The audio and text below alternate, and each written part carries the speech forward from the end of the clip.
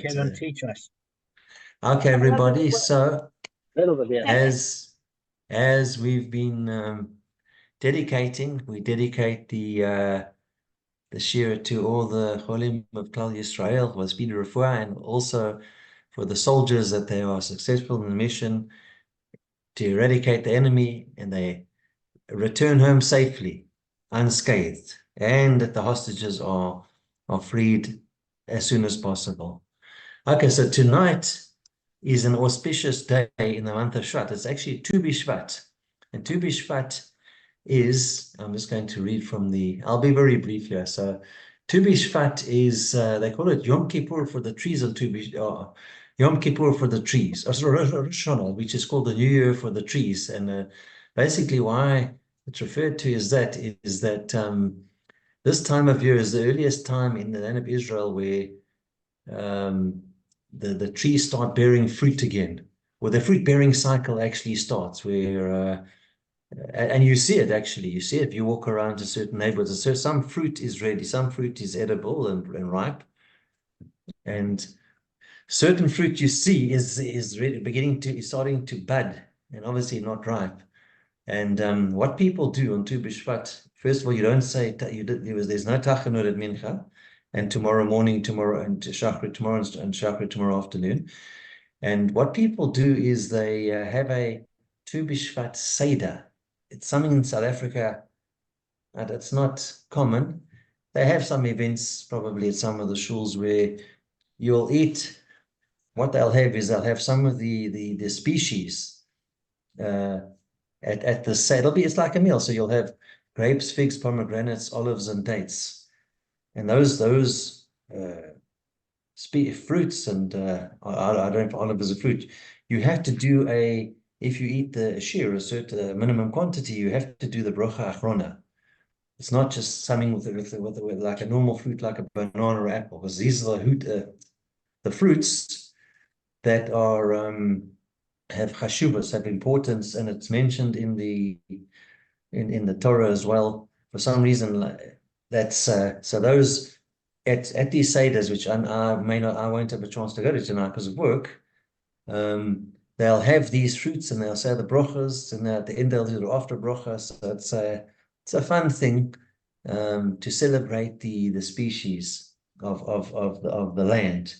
And as I mentioned the other day, I took some citrus fruits from different places, and I had to do Trumah and Maisa on them, because there's a holiness that's attached to produce if it's in Israel, in this land, and you have to take it quite seriously. And yeah, so this is all part of it. Okay, thanks, man. So Tu B'Shvat's tonight. And thank you. Cool. Right, okay. let's start the Gemara shir, Kev, because we little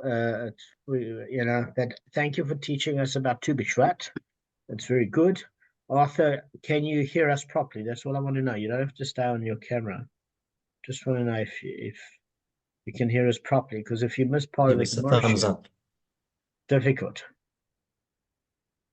And Okay, he's in the Arthur. probably he might be on the road. He might not have heard you. Okay, well, I hope he can hear. All right. Now, we ended off yesterday. Thank you, Arthur. Excellent. Thank you. His hands might have been tied up. All right, so guys, we're on the 115th daf, and we're going to the 116th daf. Please God, we will have some success, because we've got 3 more dafs till we finish Bava Kamma, and we will have hit the 700th uploaded Gemara shir. We've done many that were not always recorded, but 700 officially. And after as far as the Bava Kamma is concerned, if you remember, we started it during COVID, which was about Purim time, 2020. So it would be 4 years of absolute dedication to Hashem that you guys have put in. And I think, please God, if we finish it at about the same time, where we've got 3 dafs left, it will have been a 4-year stint of success. And I'm just very, very proud of you guys. Just Wow. amazing. It's all of us, and well done to you for actually initiating the group and all the effort you put in and actually preparing, because it takes more effort to prepare than it is to sit in the shiur. So well done to you. Thank you. And also learning with friends is a privilege. You know, it's one thing to learn with strangers, but to learn with friends. But that's also the thing about Torah, is that Torah creates strangers into friends. And we were friends, and it's even become better and deeper. And I think one of the things for the Gemara shiur, and I'm going to get to the shiur, don't worry, guys, but it's significant on the 700 shiur. I think it's either today or tomorrow, to mention that one of the interesting things is that even if your day doesn't go super and you're not very productive and you haven't had enough sleep and you haven't woken up well, and your day's gotten off to a miserable start and you're not as productive as you can be, and we've all had various health, except Kevin's a superstar. He seems to be healthier than all of us combined. But that being said, Kevin's also had to struggle with energy levels and things like that. Is that at the end of the day, when a day goes wrong, this is the part of the day that goes right. This daily commitment that you show up and you do it, and whatever you absorb, you absorb, but at least you observe. So you might not absorb, but you still observe. And that's quite something, that it's a day rectification of whatever's gone wrong in the day, that you're doing a daily discipline in the service of Hashem, and to help each other sharpen our knowledge.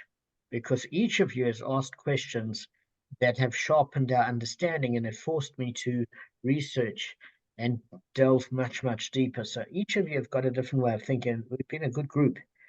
So I want to thank you for that. Yeah, let's get on with the Gemara shiur, but a big thank you. Just one thing that's been interesting is that sometimes when you look back and you look forward and you think, I couldn't do another 4 years of this, how would I have the stamina? But you look back, it says when the times of Mashiach hit and the Yetzer Hara is slaughtered, both the tzaddikim and the Rishonim will cry. The righteous will cry because they've overcome a mountain and they don't understand how they climbed Mount Everest. And the wicked will cry because they won't understand how they couldn't get over a little pebble. And that's what the shiur feels like, that the fact of it is, after 4 years, we don't know how we got through this huge volume of work. But I think the daily chipping away in the mine until we found nuggets of gold were a good start. So just thank each and every one of you. And thank you for your prep, those that have done and added even more. Really appreciate it. Arthur in particular has been good with Rabbi Ron Cohen. And Kevin, I know when I've been in Israel, he's a few duffs ahead. And Gavin, sometimes with his health, it's difficult. But I want to thank each of you in your own way for what you've done. And let's get on with it. So where we left off, as we're about to hit the 116th daf, is there was a Tanaic dispute between this whole issue. So what we said is that Teruma wine that has become tameh, spiritually impure. So what's Teruma wine? It's that the Levi has the wine that he has to give to the Kohen. And we say that if is he able to give it to the Kohen or not? And we say, well, look, at the end of the day, if there's no wine that's in a state of tahor, purity, that's the issue. And also, even if the barrel was broken, since the tameh wine is only fit for sprinkling and it's of a low value, then if it's leaking, the Kohen hasn't lost much anyway. But the main issue that's come up is this issue of whether we forbid one to keep impure truma for a length of time because of the danger of the transgression of consuming it and not being aware. So what did we say?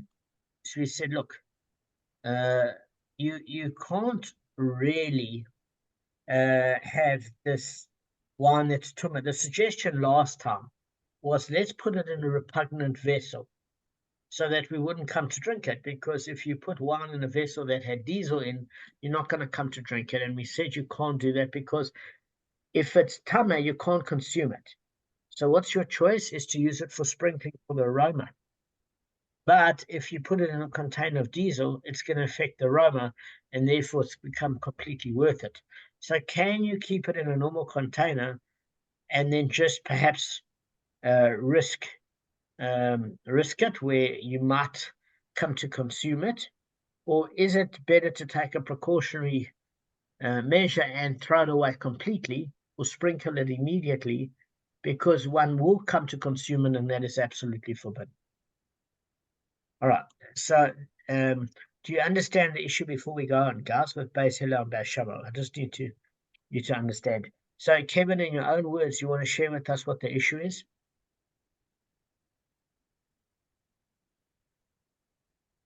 Part of it. No, this particular issue, not the issues up until now. This particular issue.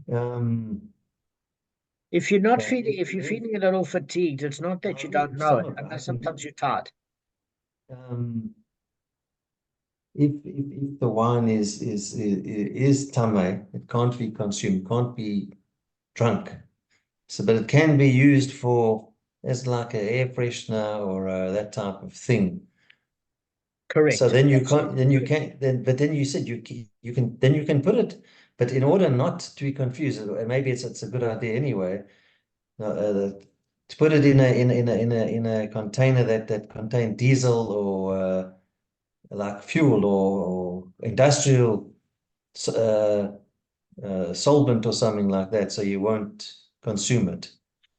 Okay, so Kevin, you've got it 100%. Basically, you can't drink tamei wine, but you can use it for its aromatic sprinkling. So we also determined that what creates the aroma is wine that's aged. If it's new wine, it doesn't have any aroma to it whatsoever. If it's aged, it has this aromatic scent. No, maybe the oak barrels or whatever the case may be. So in that case, you have to age the wine. So it's not like you keep it on the shelf for a rainy day in case you want to have the aroma in your home. You're actually aging the wine because new wine is not fit for aromatizing your home. And if it's new wine, you're going to have to let it age a bit. If it's already aged, the suggestion is obviously to use it to sprinkle now, so you wouldn't come to transgress accidentally consuming it by storing it and not being in a state of awareness. So therefore, the Gemara said, maybe put it in a repugnant vessel, meaning a vessel that had a previous liquid in it, and we're saying it's going to affect the aroma, like if it was in castor oil, diesel container, whatever the case may be. So that's pointless. My question on the Gemara, before we mention Beis Hillel and Beis Shammai, Beis Hillel is part of Gavin's tribe, and you got the joke, Gavin. Of course. Yeah, and I don't know if anyone else did. My Hebrew name's Hillel for the rest of the group, in case. So,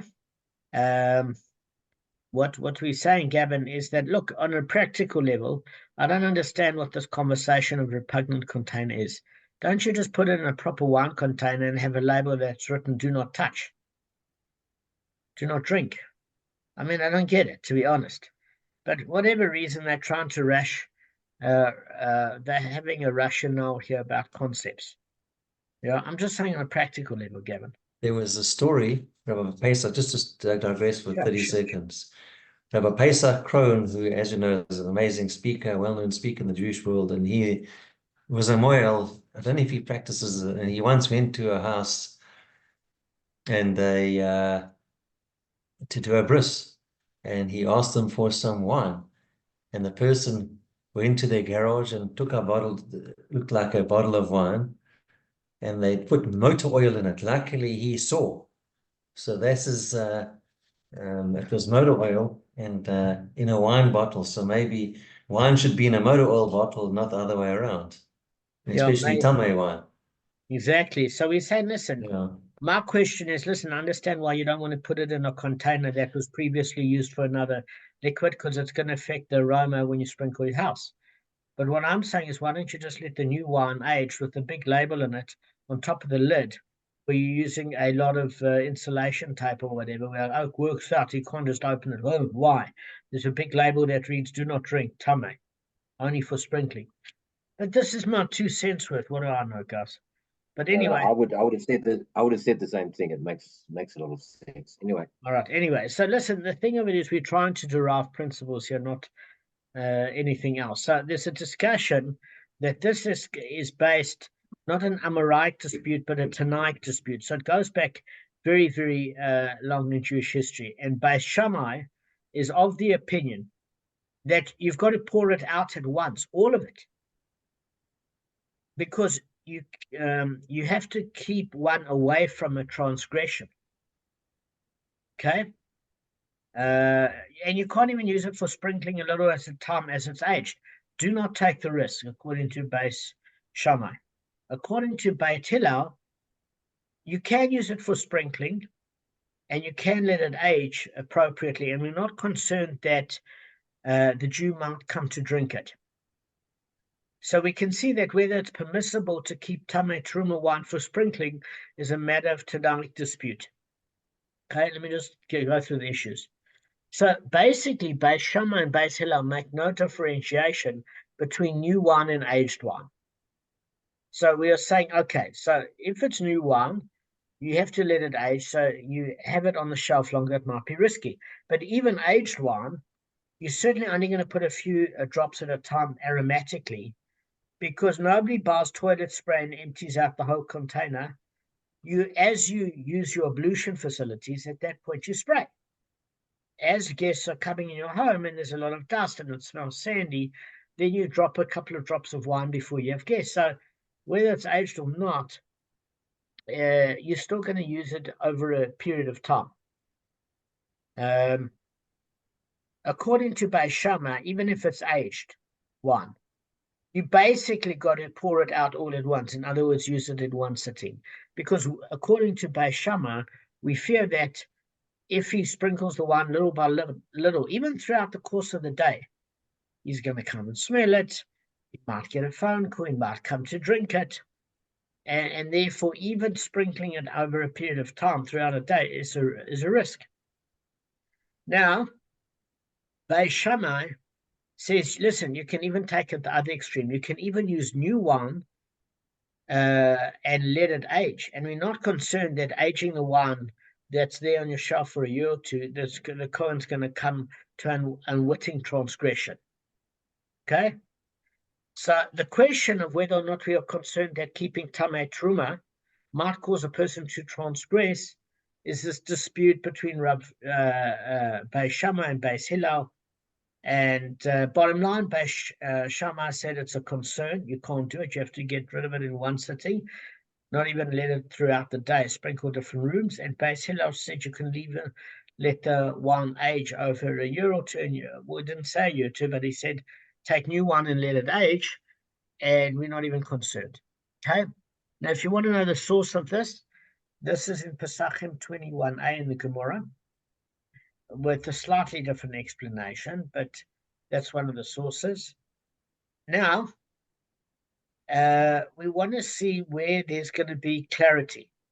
So, Rav Yishmael, the son of Rav Yossi, said, I'm going to tip the balance between those two views. Okay? And what he's saying is, if the barrel of Truma wine became Tamei, okay, so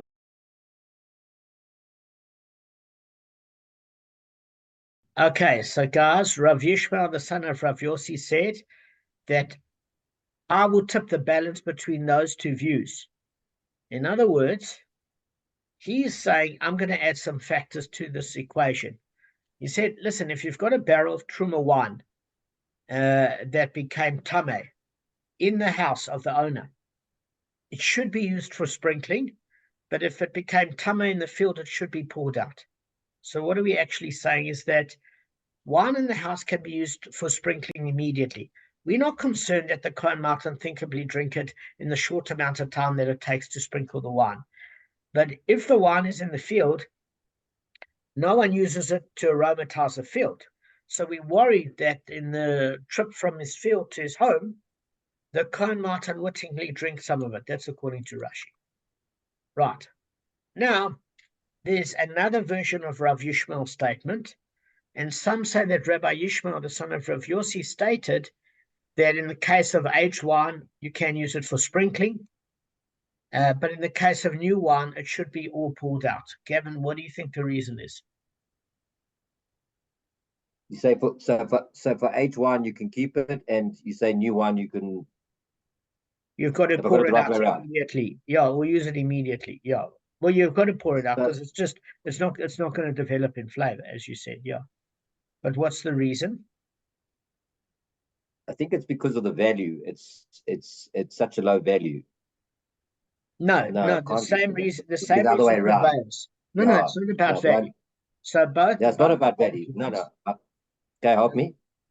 Sorry, man. So I didn't mean to interrupt you. What I'm saying is, Rav Yishmael, the son of Rav Yossi, according to some opinions, saying, listen, if you've gotten this Tameh wine in the field, by the time you take it back to your house, which could be a 2-hour drive with a donkey or you walking, etc., you've got to toss it out because you might come to drink it as a cone. What are you outside?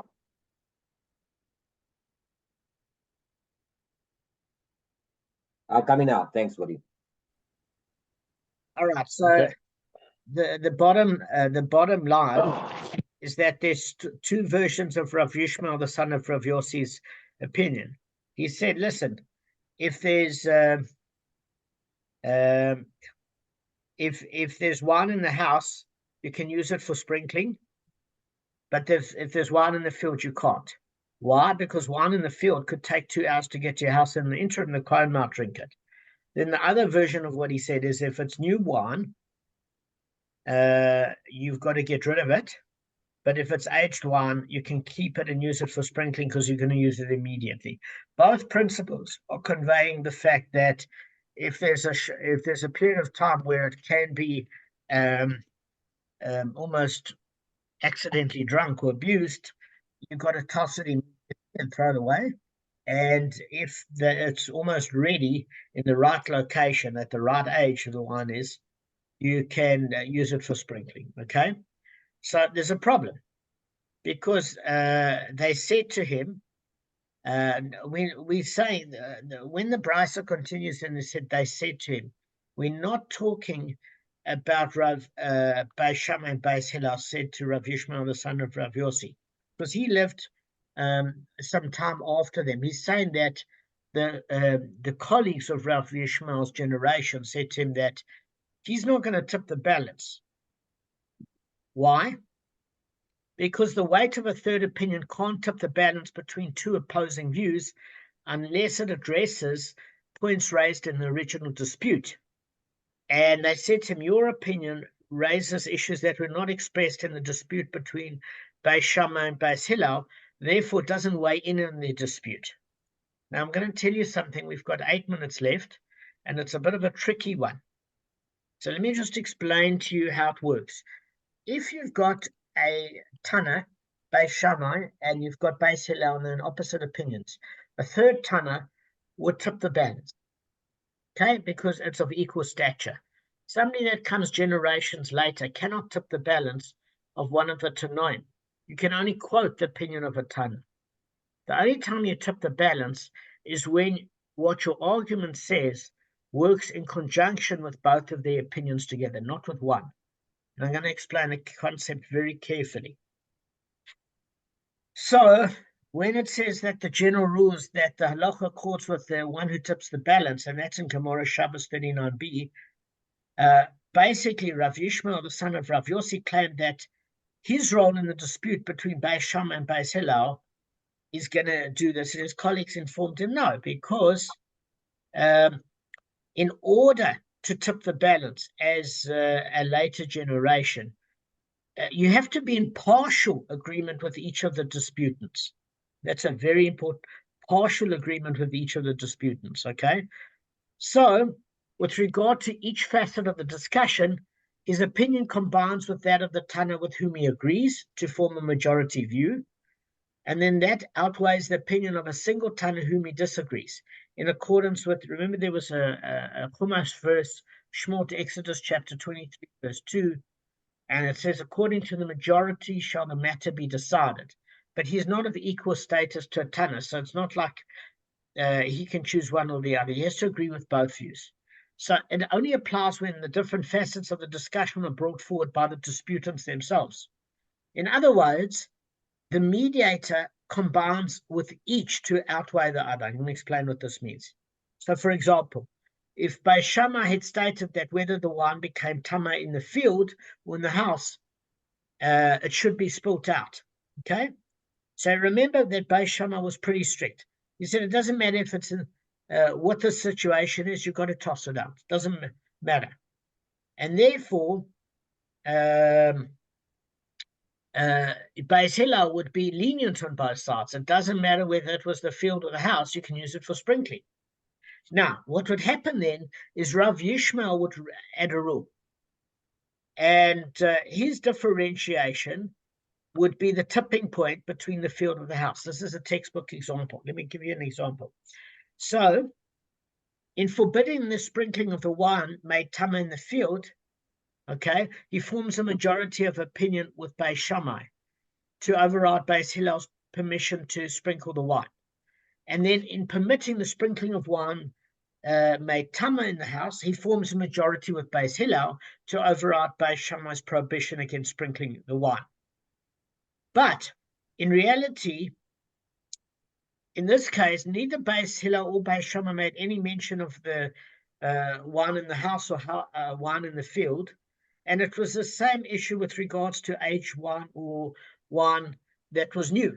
So we're saying that they never brought in the issue of aged or new wine, nor about the house or the field. But what we are saying is if you've got two diametrically opposed opinions, and Beis Shammai said you've got to toss the wine out, we can't take a risk.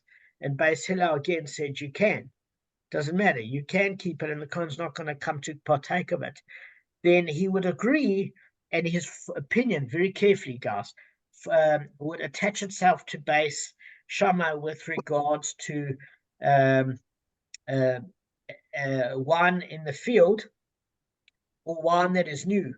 That you have to toss out. So he would agree with and form the majority with Beis Shammai if Beis Shammai mentioned either of those factors. And if it was wine that had been aged or in the house, he would agree with Beis Hillel, said there's no problem or prohibition against the wine. Do you get what I'm saying? So what happens is they're both diametrically opposed. In the situation that was mentioned to them, if his view mimicked either of them, he could attach itself to a specific stringency in one case and a specific leniency in another case. But since they never mentioned the field or the house or aged or new wine, can't tip the point. But the fact of it is, if he's not a Tana, he would have to agree with both opinions simultaneously within a certain set of circumstances. Do you understand it? Yeah, I think we've got an idea. We'll have to go through it, just recap it again tomorrow, but I've got an idea. Yeah. You're saying he has to agree with the Tana. Is it still relating to this the Tame wine that has to be discarded or yeah, listen, I think another we use? do this again, because not this whole thing, but just this tipping the balance and what the rules are if he's not a Tana. Because if he's a If Tana, he's not a Tana. yeah, because if he's a Tana, it's clear. Whatever his opinion is, it'll be a 2-to-1 majority. But if he's not a Tana, he'd have to agree with both Tanas on a certain level and apply a stringency or leniency gravitating towards each Tana, providing the added circumstances that he was talking about. But if he had new factors, then his opinion doesn't have weight, because the original Tanaic discussion never had those factors. So it's quite a lot to absorb. I will go through that again tomorrow. But now, so listen. Yeah. So bottom line is that he can actually he can't bring in new information into the argument, correct? But he can take existing information within the current argument, and he can he take. So he can't add new stuff. He has to take an argument from both sides. Can he take an overriding opinion on one of them or not? Does he still have to kind of agree with both? No, if he's not a Tana, he cannot take an overriding opinion. Otherwise, anybody from a later generation or similar. I don't mean by overriding, but can he say this? And he thinks that Beit Hillel is correct. Yeah, he can. It's just we don't have to listen to him. He can say what he wants. He can say, I gravitate towards him. And Yeah. you've got the Tana Kamma, and you've got different opinions, and everybody can say, yeah, that's fine. But in Yes. order for it to have weight, if he was a Tana, he would agree with one or the Yeah, other, and that would be a 2-1 majority. However, if he's not, he has to agree with both, and on nuances, pick one in a certain circumstance of a stringency and another with a leniency, but not introduce new factors. Like in this case, field or house wine, aged or new wine. Those are factors neither of them brought, so that doesn't help. Yeah. But he is kind of picking because he's choosing a stringency and a leniency. That is kind of picking one, sort of. Yeah, but because he introduced new information, it doesn't count. That's what his colleagues said. Yes. If he hadn't introduced new information and done that, he would have been okay. Yeah, so we're He's going to better just go footing. through it a bit more in depth of what that means. But you guys are bright. You got the concept. It's always nice learning with bright guys. Now, we only brought because Focus ESCOM's on on you. today. Yeah, we were awake today. Yeah, nice to If see you guys. ESCOM was down, we wouldn't be brought. Yeshakach on all of you. Really, I'm really impressed. Gam lecha. Gamla. Yeah, Gamlacha. And- And listen, thanks to you. That was a good cheer. Just please recap that tomorrow. I think we kind of got a good sense